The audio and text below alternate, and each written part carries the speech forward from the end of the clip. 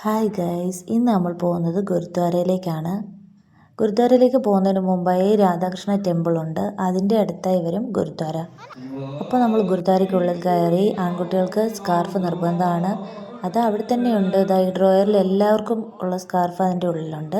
പെൺകുട്ടികൾക്ക് തലയിൽ ഷോൾ ഇടണം. അങ്ങനെ നമ്മൾ അതിൻ്റെ ഉള്ളിൽ കയറി.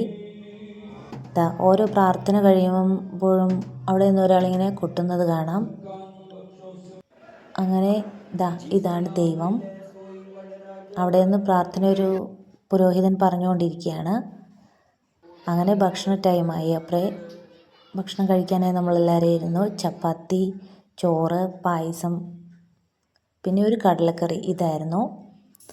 അതെല്ലാം കഴിച്ചു ഗൈസ്. നമ്മൾ പിന്നെ അവിടെ നിന്ന് ഇറങ്ങി. ഒരു ഗാർഡൻ ഉണ്ടായിരുന്നു,